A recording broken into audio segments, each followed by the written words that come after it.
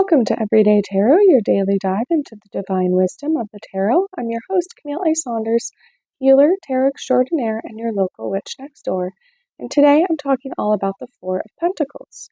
Whether you're a seasoned tarot reader or just starting to explore, this podcast offers daily insights, intuitive messages, and practical advice drawn from the cards.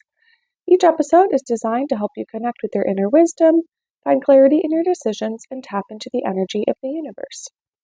Tune in every day, Monday through Friday, for fresh perspectives and empowering guidance from the tarot as interpreted by me. If you're loving the show, the best way to support it is by listening daily, leaving a review, and subscribing or following in your favorite podcast app. For monthly hangouts, tarot Q&As, individual readings, and behind-the-scenes peeks, join the Everyday Tarot Patreon family. If you're local to the greater Puget Sound area, you can join me Monday, May 12th from 4:45 to 7 p.m. at the Sumner Library for a potluck and crafting to create your own tarot cards. I'll bring all the supplies and we'll talk tarot and craft together. If you'd like to be the first to hear about upcoming events, presentations, musings, and info and photos of my day-to-day life, you can sign up for my weekly newsletter. You also get my free PDF with the 2025 5-card tarot spread I created just for you at the beginning of the year when you sign up. If you don't already know, I'm a sex and relationships therapist seeing clients virtually all over Washington State. I love working with queer, poly, and witchy clients who might be struggling with anxiety, chronic pain or illness, communication issues, self-advocacy, and sex. I am taking on new clients right now, so if you'd like to work with me, you can go ahead to my website and book a free 20-minute consultation now to see if we're a good fit to work together. You can find the links for any of these offers in the show notes or on my website, CamilleASaunders.com/everydaytarot, in addition to the images of the cards I pull. All right, welcome to Season 7. In this season, I'm talking all about the Suit of Pentacles, going through each card, one per episode. If you haven't listened to my other seasons yet, you should go ahead and check those out. The first season, I introduced tarot through talking about oracle versus tarot cards, myths of tarot, how to find a deck, reading for yourself versus others, and more. In seasons 2 and 3, I went through the major arcana and the 4 suits. In season 4, I talked all about tarot and pop culture. In season 5, I went through 13 common tarot spreads. And in season 6, I talked all about the Suit of Wands. So like I said, now we're into season 7, where we're talking about the Suit of Pentacles. If you want to hear an overview episode about the Suit of Pentacles, you can check out season 3, episode 13. And today, I'm specifically talking about the Four of Pentacles. Images and symbols related to this specific card include anything relating to control, obsession, like material goods, guarding resources, hoarding, and security. So I'm looking at the Four of Pentacles across 3 of my tarot decks that I have. So in the Goddess of Love tarot deck by Gabriella Herstick and illustrated by Julia Popescu, there's a statue, and then we see sort of the 4 pentacle representations, or as they're depicted here, heptagrams, so 7-sided. So like a pentagram has 5 sides, so this is a 7-sided thing, and this is sort of their representation of pentacles or coins. We also see a lot of like physical coins, like currency, across the top of the card. We see some goblets. We see a large key. There's sort of emeralds, large emeralds in the background. And each of the 4 pentacles, like there's one above them, one below, one to the left and right. So it's sort of like a symmetrical card, other than the depiction of the key in the middle there. And Gabriella Herstick talks about, I was going to check in the book if there's a certain figure that's being represented here. It talks about the 4 of Pentacles. It says, let's see. The 4 of Pentacles suggests you're clutching, claiming, or needlessly protecting something, restricting the movement necessary for growth. Maybe you have fear around the resources available, fear there isn't enough love, cash, money, sex, or beauty. It's all about perspective. This card reminds you that before expansion, before gain or abundance, before a level up, the subconscious often creates a sense of closing as a means of self-protection. Growth requires a leap into the abyss and trust in the upgrade itself. And it says the astrological correspondence of the sun in Capricorn.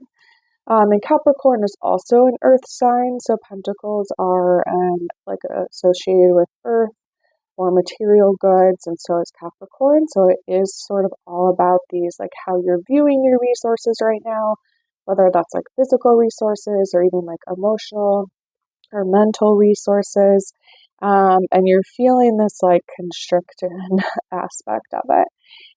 So in the Four of Spirals, which is how the Therapist Who Tarot deck creators Drea Bloom and Rebecca Bloom depict the pentacles. Spirals are sort of talked about as the first representation of pentacles because spirals occur in nature.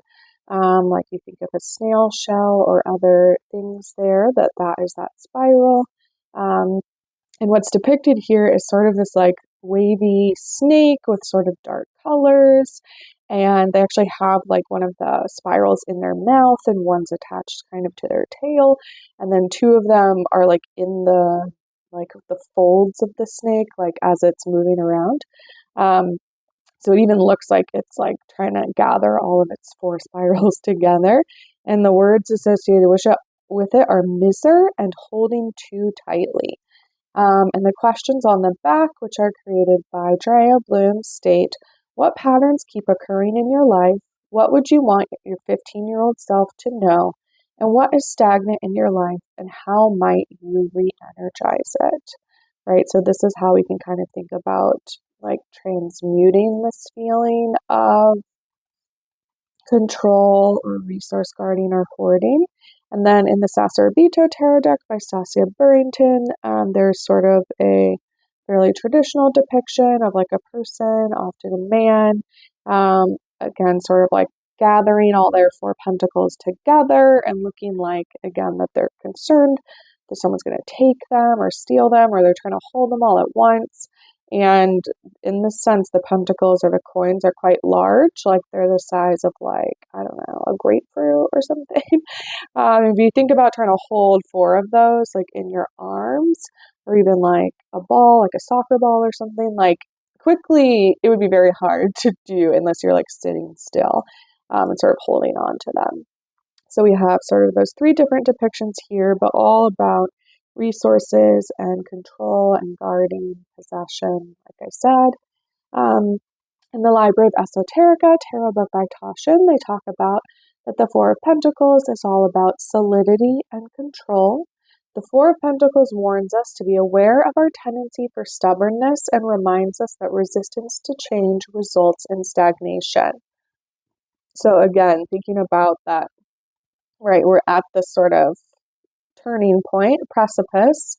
If you think about the Ace through 10 in the Minor Arcana as like a microcosm of the journey throughout the Major Arcana, so the Ace being the beginning and the 10 being the end, right? The 4 we're like almost to the middle, right? We're pushing into that halfway point. So there is this level of like, ooh, it's uncomfortable. And often 5s are sort of about conflict or challenge. So we're like right on the edge there again, thinking about, okay, something's coming up again. Maybe you're recognizing a pattern in your life.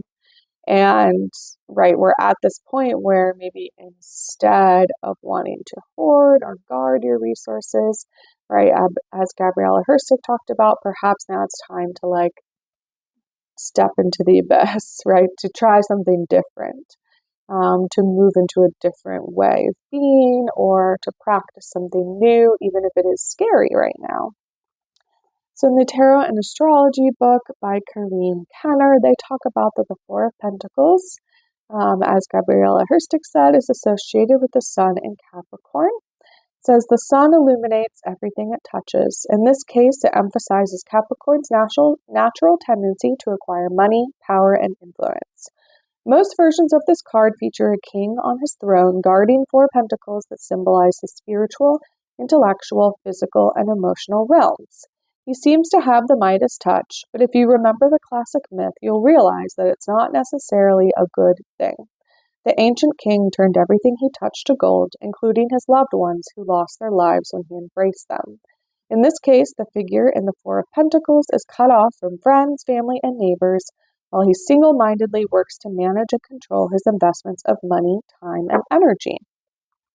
You could even think of him as a more humanized version of the Capricorn devil, embracing the riches, rewards, and temptations of life in the physical world.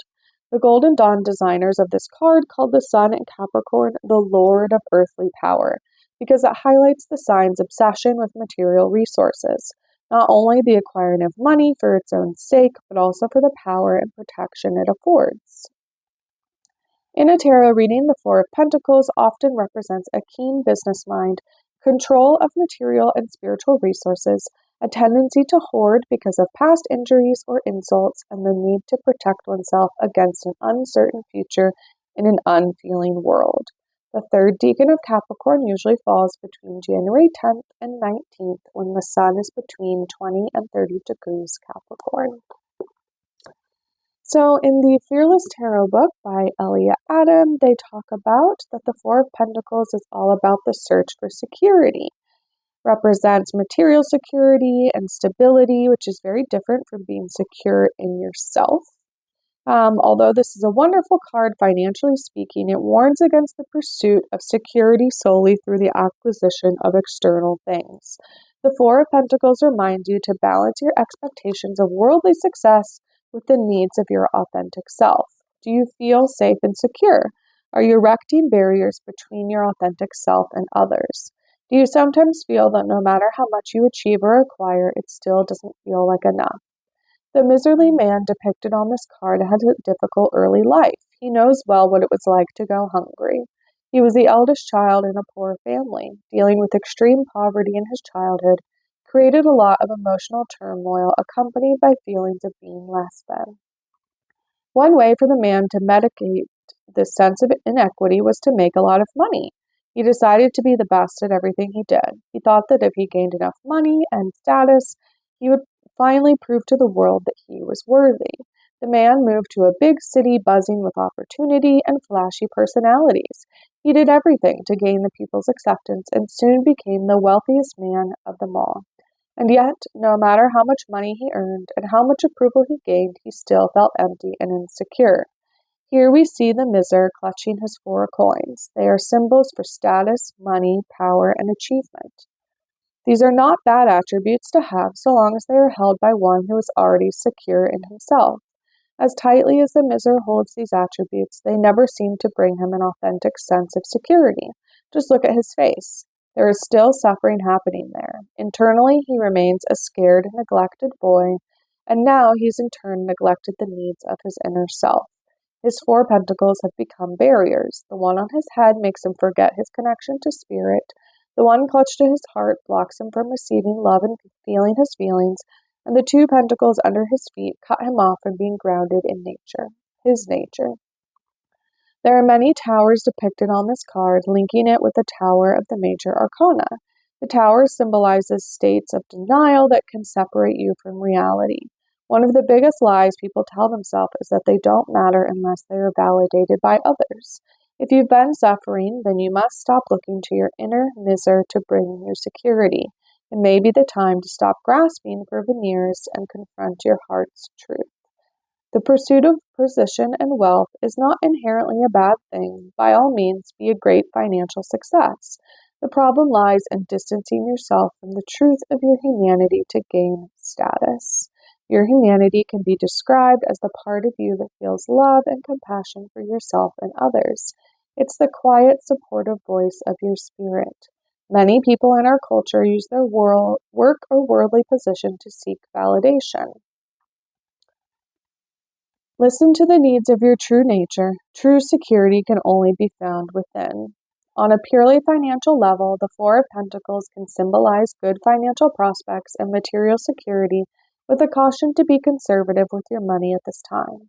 If you don't know which financial action to take, save your money for another day. And finally, I'm going to look through my Tarot for Change book by Jessica Dorr.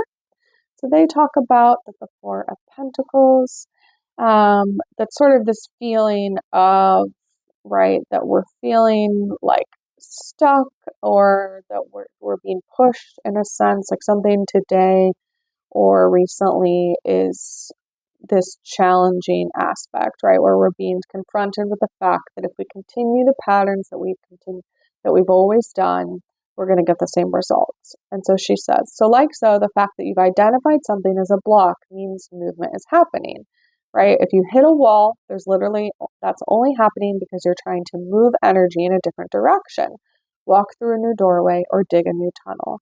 And sometimes you have to jiggle the handle a little to learn how to use a different tool because there's something new in the way. Calling something a block, a limit, or challenge is a protest in itself, a statement or declaration that you're not okay with being constrained in this particular way, and you most certainly do not plan to shape a life around some limitation that really doesn't need to be there.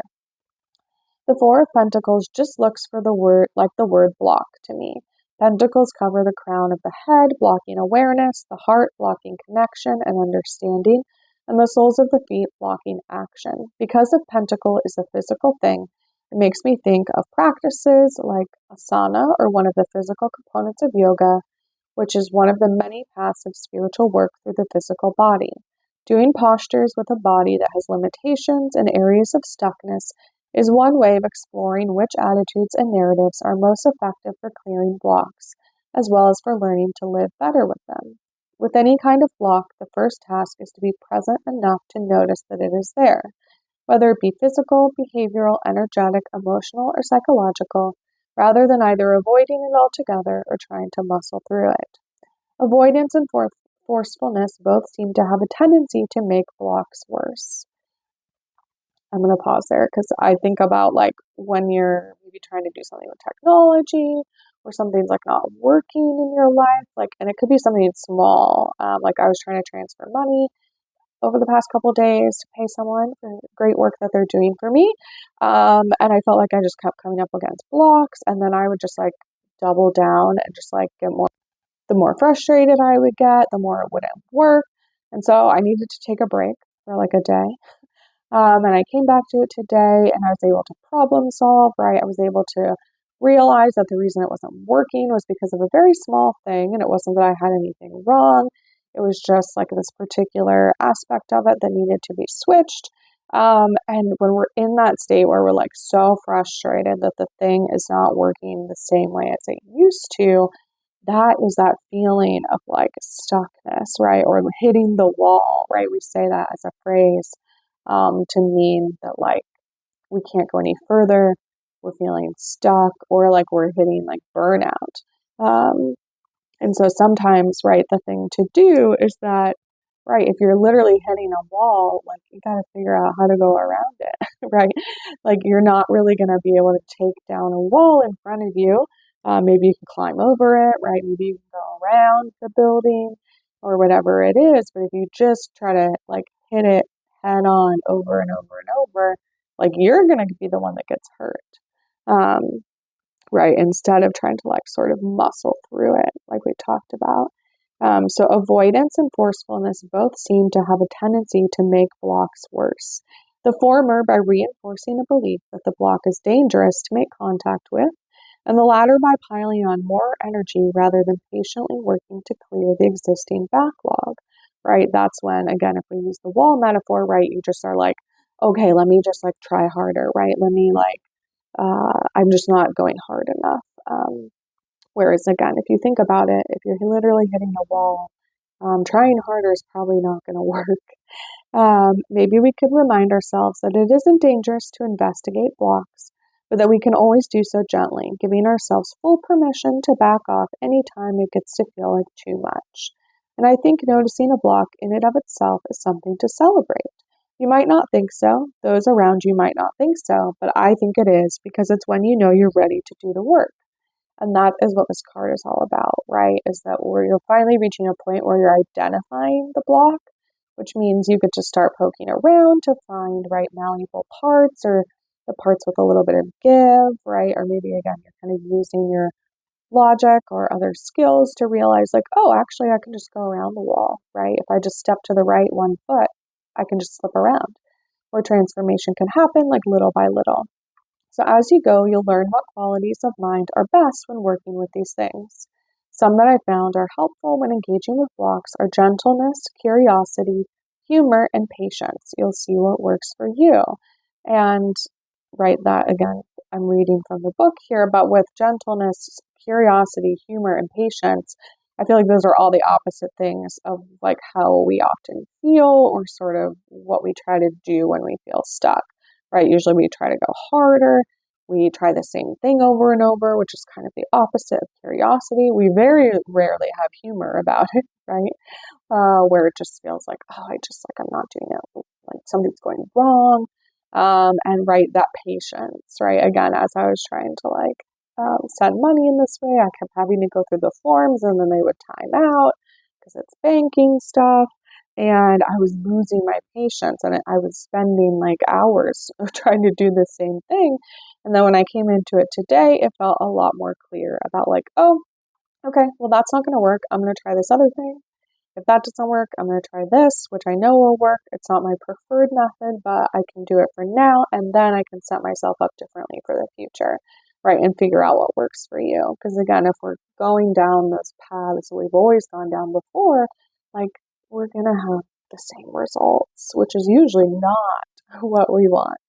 All right, so let's dive in and see what the cards have to say today on this topic. And I'm going to continue to pull from my new the Citadel deck, a fantasy oracle by Ben Inkwright.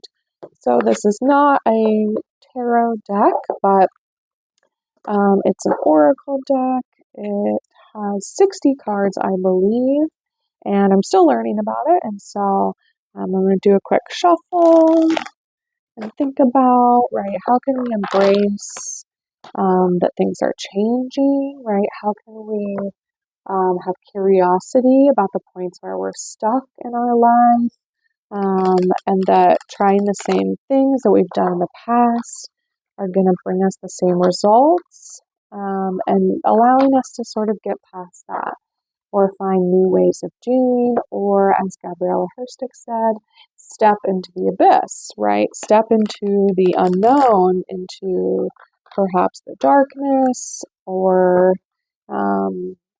just new ways of thinking or being, and just trying new things. So, all right. Oh, interesting. So I pulled the Brawler, which talks about lack of empathy and confrontation. Interesting. So this is, I'm looking through my book here, because this is new to me. Okay, the Brawler is under the Troop. So there's sort of 4 suits in this deck, and the Troop. So like the Citadel is basically like a large city, or like a fortress, and there's different groups of people living inside of it. And the Brawler is part of the Troop, which are a ragtag bunch comprising people who've moved into the Citadel from distant lands. These are the travelers, the dreamers, the actors, the creatives. Without a home or final destination, the wanderers are prone to a whimsical nature and adapt quickly to new situations. So this is part of the group that the Brawler is in. It says, the Brawler, night falls thick and dark across the streets, but not all are sleeping. The doors of the music hall pour light and warmth into the courtyard, and revelers tumble drunk and rowdy after them. A spilled drink, a sharp word, and a fight breaks out, and the Brawler is once again standing with fists raised ready to fight their corner. Set on showing the whole world that they don't care what people think of them, the Brawler invites confrontations wherever they go. Quick with a brash retort and ready fists, their bull-headed manner makes only enemies, never friends. The bull-headed is interesting. It makes me think about Taurus or Capricorn, and astrological energy, which are both earth signs and can be often described as stubborn, but are also, again, earth signs, which is associated just like pentacles with earth or grounded energy, right? And again, if you think about a brawler or like someone that's always starting fights all the time, like that's a very physical, material energy, just in that it is like this aspect of fighting over material goods or like being in the material realm. So it says, you won't be able to move forward until a current conflict is resolved. Whether you're in the right or not, take a moment to step back and consider things from an alternate point of view. Entering a situation with your fists raised won't resolve things. Exercise a little empathy and plan out a way to address the matter on neutral ground. Accept this chance to improve yourself without carrying forward any malice towards others. All right, so something in your life needs to be resolved before you can move forward, right? So we're supposed to be considering things from different points of view and realizing that just sort of showing up in the same way that we had before, right? Which in this card is with your fists raised, like ready to fight, right? If you're going into all your situations ready to fight, you're probably going to have a lot of fights. And so thinking about a way to address this matter on neutral ground, like it says, or thinking of like different ways to do things without carrying forward any malice towards others. All right, and that seems very in line with what we were talking about today. So links for the tarot decks I talk about will always be in the show notes or on my website if you'd like to look at them or purchase them. And thanks for joining me today on Everyday Tarot. Just as a reminder, the podcast comes out daily, Monday to Friday for all of 2025. All right, see you soon. Bye-bye.